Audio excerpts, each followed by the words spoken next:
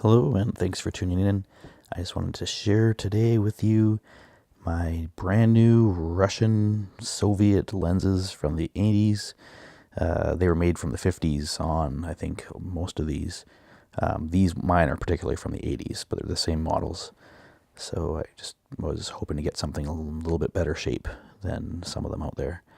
So these I found from the website Vintage Lenses for Video, and he has a recommendation for if you want a set of prime lenses for really cheap, and this is called the character set. So they don't have quite the level of sharpness that you might get out of maybe some Canon FD vintage lenses, but these ones have a really fun character to them, and they match each other quite well. So I'm using them on a micro four thirds camera, the Panasonic G85, and so I have the Lens Turbo 2 focal reducer, which helps me get an extra f-stop of light, as well as kind of reduce the amount of the 2x crop factor that I'm getting on all these kind of full frame lenses. So I'll explain those as we go. So first of all, let's look at the first lens, which is the wide angle one, the Mir 1B 37mm f2.8. So with my focal reducer, it comes down to a 27mm f2.0, which once you put it onto my sensor on my camera, it's the full frame equivalent of a 54mm field of view. And then the next one in the set is the well-known and easy to get and cheap Helios 44-2, which is just an awesome deal. Now it's a 58mm f2.0, so now that makes it a 42mm f1.4 with my lens turbo, which would make it equivalent to basically an 85mm lens field of view for a full frame camera. And then the last is the Jupiter 9. This is not quite as cheap as the other two. The other two I think I got for once, I don't know, probably like around $30 each, I think, whereas this one's closer to $120, I think, for this one. Really rough guesses because I can't remember exactly what I paid because there's so many for sale on eBay, and I try to get some good deals. So this one is the 85mm if you were to put it right on your full frame camera, and it's an f2.0 as well. But with my lens turbo, it's a 62mm f1.4, so my field of view compared to if this was on a full frame camera, or is as if it was like a 124mm lens. So it's quite zoomed in. So now I'm going to compare this. I'm going to throw an image in with my 25mm, which is like a 50mm equivalent f1.7 lens. It's like a modern one, just so you can see how different these ones look from that. So first of all, let's just look at this first image from the Panasonic. I'm taking a picture of a bunch of baby toys on a living room table. I'm trying to focus on Boba Fett in the middle, and this is where the tripod sits, and then I just swap on each lens to start off with.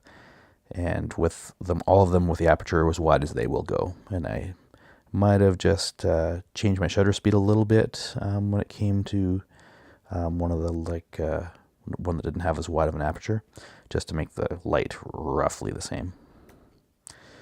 So this is the Mir 1B f2.8. So this brings it to basically an f2.0, as I said. So right away you just notice the character changes. You lose a ton of sharpness and a ton of contrast. But it may pay off. There could be reasons I would prefer this, especially if I'm using these other lenses, because if I go to the next one, the Helios, you see how much it crops in from the same position, same camera position, but it retains a lot of that same character. It does gain a lot of sharpness, I think, over the Mir 1B wide open, but you could be the judge of that. And then if we go to the Jupiter 9,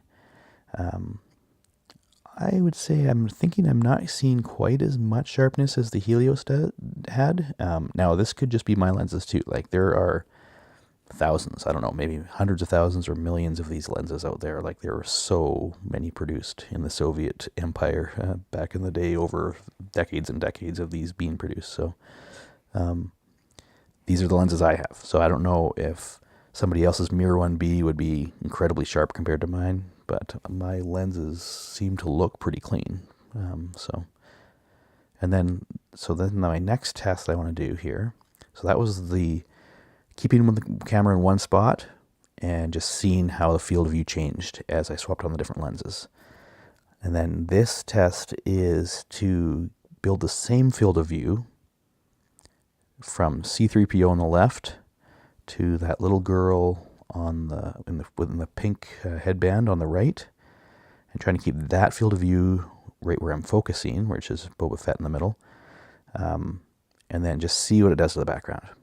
So Panasonic first, and just take a look at the tree first of all, and I'm going to switch to the next one, and you can see the bokeh effect in the tree is much more bold. A little bit more of a ring around them, which is really kind of fun. So sure, we lost some contrast, and sure, we lost some sharpness right away, because it doesn't compare to a modern lens that way, but there's some fun stuff going back there. And this is, even with the lens turbo, this isn't quite the same width of an aperture that even the Panasonic f1.7 has, but still we're getting some fun bokeh effect that was way more subtle, I thought, on the Panasonic. Now, unfortunately, because we're keeping the same field of view where the Boba Fett is, as we go to the Helios, you notice that it just does that kind of compression effect to the background, where it kind of just zooms in, it starts cropping the background. And that's what I wanted to test, because this is really useful for me, wondering what's going to happen to my background when I switch lenses, but still trying with my subject about the same size. And then if you see on the Jupiter 9, the effect that it has as well. So for me, that just tells me, well, I could probably, if I had a background that was, say, 6 meters or something like that behind my subject, my background actually doesn't have to be that huge if I use this Jupiter 9 as opposed to like the Mirror 1B.